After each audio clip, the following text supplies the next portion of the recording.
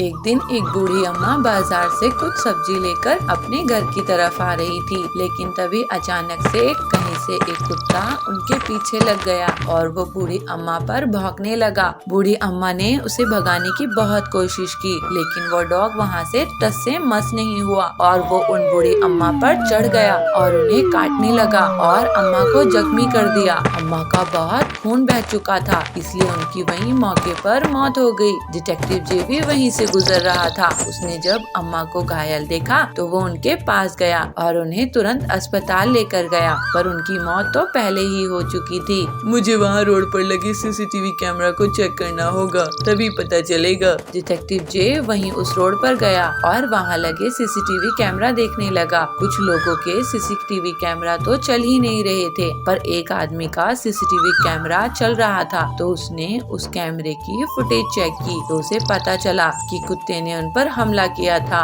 और वहीं अम्मा की पोस्टमार्टम रिपोर्ट में भी ये लिखा आया। मुझे अब इस कुत्ते का पता करना होगा, ये किसका है और इसका मालिक कौन है। डिटेक्टिव जी ने देखा वो कुत्ता आगे चला जाता है और आगे वो किस घर में घुसता है वो पता नहीं चल पाता। यहाँ 3 लोगों के घर हैं, उन्हीं में चलकर पता करता हूँ। डिटेक्टिव जे उन तीनों लोगों के पास गया जो उन घरों में रहते थे और पहले दीपक से पूछा तो दीपक बोला, सर सुनकर बहुत दुख हुआ, लेकिन मेरे पास कोई डॉग या किसी तरह का कोई पेट एनिमल नहीं है, मैं सच कह रहा हूँ सर। डिटेक्टिव जे मिंकू के घर गया तो मिंकू बोला, सर मुझे तो डॉग्स कतई अच्छे नहीं लगते, पालना तो दूर मैं उन्हें अपने आसपास भी नहीं भटकने देता, बहुत गंदे होते हैं वो, छी छी। बाकी सर मुझे अम्मा की मौत के लिए बहुत दुख है, मैं उन्हें जानता था, बहुत ही अच्छी अम्मा थी वो। इसके बाद डिटेक्टिव जे पीहू के घर गया तो पीहू के पास 2 कुत्ते थे। मुझे डॉग्स बहुत पसंद है, पर मैं तो आज ही अपने घर लौटी हूँ, मैं तो अपनी मम्मी के पास गई थी, वो दूसरी कॉलोनी में रहती है ना,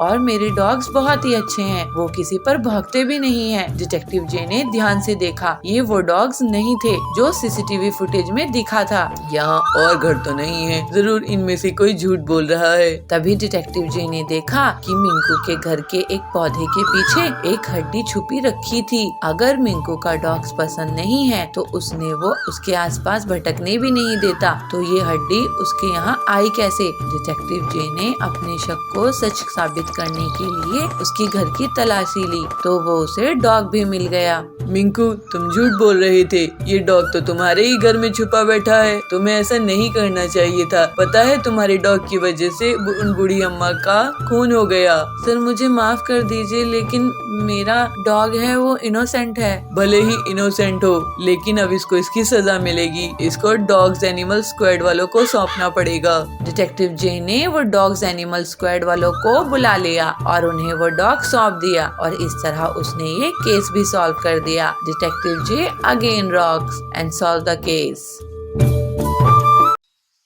पीलू चिड़िया को बचपन से ही खाना बनाने का बहुत शौक था। उसके पिताजी लोहे के औजार बनाने का काम करते थे। उसकी माँ सुंदरी उन औजारों को जंगल में बेच कर आती थी। पीलू चिड़िया उन दोनों की गोद ली हुई बेटी थी और वे लोग एक पेड़ की डाल में साथ साथ रहते थे। अरे पीलू, तूने सुबह से कुछ बनाई है कि नहीं? भूख से पेट जोर जोर से दुख रहा है। हाँ माँ, मैंने ये देखिए आज एक नई डिश बनाई है। अरे ये चावल में क्या डाल दी है तूने? ये बिरयानी है माँ, मैंने आज ही सीखी हूँ, एक बार टेस्ट करके तो देखिए। अरे पीलू बिटिया, तू खाने के अलावा कुछ और काम में भी ध्यान दिया कर, जब देखो कुछ न कुछ खाने का बनाती ही रहती है। 1-2 साल बाद तेरी शादी भी तो करनी है, कुछ घर के काम भी तो सीख ले। ओहो, अरे तू तो शर्मा गई। अच्छा चल जा, बाहर जा और भट्टी गरम कर, लोहा पीटना है। पीलू बहुत गुणवान बच्ची है, हमें उस पर गर्व है। वो कुछ न कुछ नया पकवान हमेशा बनाने की कोशिश करती है, लेकिन हम लोग इतने रईस नहीं हैं। अगर रोज रोज इतनी महंगी खाने की चीजें बनेंगी तो पैसे कैसे बचेंगे? चिंता क्यों करते हो जी, बच्ची का भाग्य है, उसके भाग्य में जो होगा वो उसे भगवान जरूर देंगे। मेरे बस की बात होती तो उसे 10वीं कराकर घर में नहीं बैठाता और आगे पढ़ाता। वैसे हमारी पीलू जिस घर में भी जाएगी उस घर को बहुत खुश रखेगी, बस एक अच्छा सा लड़का मिल जाए उसके लिए। अरे हम गरीब लोग हैं, गरीब पेड़ में रहते हैं, गरीब घोंसले में रहते हैं, लड़का भी तो ऐसा ही देखना पड़ेगा ना। जब भी पीलू चिड़िया की माँ की तबीयत खराब हो जाती थी तो पीलू चिड़िया पेड़ की एक डंगाल पर औजारों को बेचने बैठ जाती थी। एक दिन उसे वहाँ भोलू मिला। भोलू उससे कहता है, अरे पीलू, तुम यहाँ क्या कर रही हो? मैं ये मेरे पापा द्वारा बनाए गए औजार यहाँ पर बेच रही हूँ। ये औजार क्यों बेच रही हो? ये हमारा पेशा है भोलू। तुम तो पढ़ने में इतनी अच्छी थी, फिर ये काम क्यों कर रही हो? मेरे पिताजी ने मुझे 10वीं पढ़ा दिए, वही हमारे लिए बड़ी बात है।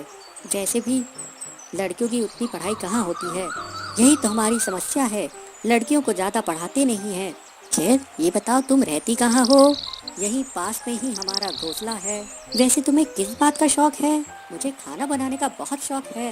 अरे तो तुम आलू के पराठे, पिज्जा, बिरयानी, जो भी तुम्हें खाना बनाना आता है वो बना कर बेचो। ये औजार क्यों बना के बेच रही हो? औजार के काम से तुम ज्यादा कमाने लगोगी। पीलू चिड़िया ये सुनकर बहुत खुश हो जाती है। कुछ दिन बाद जंगल में एक तूफान आता है। पीलू चिड़िया के पिताजी उस तूफान में फंस जाते हैं और उनकी जान बाल बाल बचती है। लेकिन इस तूफान की चपेट में आने के कारण उनका आधा शरीर काम करना बंद कर देता है। उनकी पत्नी सुंदरी सोचती है कि कैसे अब आगे घर चलेगा। सुंदरी कहती है, आप चिंता मत कीजिए जी, हम आपको अच्छे डॉक्टर को दिखाएंगे। अरे लेकिन पैसा कहाँ से आएगा? पीलू की शादी भी तो करनी है। पीलू इस बात को सुनकर बहुत दुखी हुई और वो अपने पिताजी के पास आकर बोली, पिताजी आप चिंता मत कीजिए, मैं हूँ ना, मैं और मेहनत करूँगी और मैं और माँ कोई न कोई रास्ता जरूर निकाल लेंगे। पीलू की बात सुनकर उसके पिताजी कहते हैं, अरे बेटा तू इतनी छोटी है, तू क्या क्या करेगी? पीलू कहती है, पिताजी जब तक पिताजी आप ठीक नहीं हो जाते मैं घर के बाहर आलू के पराठे, पिज्जा बनाकर बेचा करूँगी। अरे पीलू ये काम करोगी तो लोग क्या कहेंगे? पीलू समझदारी से जवाब देती है, पिताजी जब मैं जंगल में औजार बेचती हूँ तब क्या कोई कुछ कहता है? हाँ में हाँ मिलाते हैं। अगले दिन पीलू भट्टी पर पिज्जा बनाती है और अपने माँ पिताजी को कहती है, माँ पिताजी ये पिज्जा एक बार खा के देखिए कैसा बना है। पीलू के माँ और पिताजी उस पिज्जा को खाते हैं। पीलू चिड़िया की तारीफ करते हैं, अरे वाह ये तो बहुत स्वादिष्ट लग रहा है, हमने तो ऐसा कभी कुछ नहीं खाया था, अब मैं यही काम करूँगी। पीलू की माँ कहती है, लेकिन ये सब तेरे दिमाग में आया कहाँ से? माँ मुझे ये सलाह भोलू ने दी। ये भोलू कौन है? माँ भोलू मेरे साथ स्कूल में पढ़ता था। इस तरह पीलू चिड़िया पिज्जा और आलू के पराठे बेचने लगी और जो भी पक्षी उसके यहाँ पिज्जा और आलू का पराठा खाता वो उसका फैन हो जाता। इस तरह से पीलू चिड़िया धीरे धीरे अपनी मेहनत से प्रसिद्ध होने लगी। दूर दूर से पक्षी पीलू चिड़िया के पास पिज्जा और पराठा खाने आने लगे और उसके पास काफी पैसा जमा हो गया। फिर एक दिन पीलू चिड़िया अपने पिताजी को लेकर बड़े डॉक्टर के पास जाती है। डॉक्टर कहता है, इनका इलाज तो हो जाएगा लेकिन बहुत खर्चा आएगा, महंगी दवाइयाँ लगेंगी। कोई बात नहीं डॉक्टर जी, जितना भी पैसा लगे आप मेरे पिताजी को ठीक कर दीजिए। वाह पीलू तेरे खाने से तो हमारी किस्मत ही बदल गई, अब तू और अब बड़ी दुकान खोल। जैसे जैसे पीलू की आमदनी बढ़ने लगी पीलू और उसके परिवार का रहन सहन भी बदल गया। पीलू अब एक नए घोंसले में रहती थी। एक दिन भोलू उससे मिलने आता है। भोलू को पीलू का परिवार पसंद करता है और इस तरह से पीलू और भोलू की शादी हो जाती है। शहर के एक जंगल में पीलू अपने पति बबलू कबूतर के साथ रहा करती थी। वो अपने पति को लंच बॉक्स देकर उसे ऑफिस भेजती है। तभी उसे एक चिड़िया अपने मोटर वाहन से उतरती दिखती है। अरे बबली तू! अरे पीलू तू यहाँ कैसे? बबली मैं और मेरे पति इस घोंसले में किराए से रहने के लिए आए हैं। अच्छा चल मैं अब घर के अंदर चलती हूँ, मुझे इतनी देर धूप में रहने की आदत नहीं है, मैं तो एसी में ही रहती हूँ। अच्छा लेकिन स्कूल में तो तू हमेशा बाहर धूप में ही खेला करती थी। स्कूल की बात अलग थी, अब मैं अमीर घर में शादी होके आई हूँ, मुझे धूप बिल्कुल सूट नहीं करती है। दूसरे दिन पीलू बबली के घर अचार लेकर जाती है। बबली ये देख, मैं तेरे लिए आम का अचार लेकर आई हूँ, इसे मेरी सास ने बनाया है, वो भी घर में। तो बबली कहती है, अरे ये ऑयली अचार मैं नहीं खाती हूँ पीलू, ये सब गाँव में चलता होगा, मेरे यहाँ नहीं, इसे तू वापस ले जा। पीलू उदास होकर कहती है, ओहो बबली, तेरी लाइफस्टाइल तो बहुत बदल गई है, चल ठीक है मैं अब चलती हूँ। ऐसे कहकर पीलू वापस अपने घर चली जाती है। ऐसे ही कुछ दिनों बाद करवा चौथ का त्योहार आता है। पीलू अपने पति से कहती है, बबलू जी मैं ये साड़ी करवा चौथ पे पहनूं तो कैसी लगेगी? पीलू तुम भी क्या सोचती होगी कि कैसा पति मिला है, किराए के घर में रखा है, नई साड़ी भी नहीं दिला सकता, लेकिन क्या करूं, मेरी तनख्वाह इतनी कम है कि महीना पूरा होने के पहले ही सारा पैसा खत्म हो जाता है। काश इस त्योहार में मैं तुम्हें कम से कम एक अच्छी साड़ी दिला पाता। तो पीलू कहती है, बबलू जी आपका प्यार ही मेरे लिए असली दौलत है, आप चिंता मत करो, सब ठीक हो जाएगा। तो बबलू कहता है, तुम सच में बहुत अच्छी हो पीलू, ये लो 1000 रुपए और इससे करवा चौथ का सामान ले आना। ठीक है जी, मैं पूजा का सामान ले आऊंगी। शाम में पीलू के घर बबली आती है। पीलू आज करवा चौथ मनाने के लिए सभी चिड़िया मेरे बंगलों में आ रही है, तू भी आ जाना, मेरे बंगलों की छत से चांद साफ साफ दिखता है, तुम लोगों की छोटे छोटे घोंसलों में शायद वो सही से निकलेगा नहीं, फिर तुम लोग भूखी रह जाओगी। तो पीलू कहती है, अगर सब आ रही है तो मैं भी आ जाऊंगी बबली। बबली बोलती है, चल अब मैं चलती हूँ, मुझे तैयारी करने के लिए पर्सनल स्टाइलिस्ट आने वाली है, वो 50,000 ले रही है मुझे स्टाइल करने के लिए, तुम लोग तो खुद से तैयार हो जाना। रात में सभी चिड़िया बबली के बंगलों में पहुँच जाती है। पीलू भी वहाँ जाती है। अरे वाह बबली, तुम्हारी साड़ी तो बहुत ही अच्छी लग रही है, ऐसे सुंदरी बोलती है। तो बबली कहती है, हाँ ये मेरे मुंबई जंगल के पर्सनल फैशन डिजाइनर ने मुझे डिजाइन करके दिया है। तो दूसरी पक्षी बोलती है, अरे तेरी मेहंदी, उसकी डिजाइन भी कमाल है। तो बबली कहती है, ये 25,000 की है। पीलू बोलती है, तुम्हारी मेहंदी के खर्च से हमारा पूरा घर ही चल सकता है। सब हंसने लगते हैं। तो बबली कहती है, चलो अब चांद निकलने वाला ही है, लेकिन मेरे पति नहीं आए हैं, उनके हाथों से मैं फिल्टर्ड वाटर पीऊंगी, उसके बाद ही अपना व्रत तोड़ूंगी। एक के बाद एक सभी चिड़ियाएं अपने पति का चेहरा चांद के साथ देखकर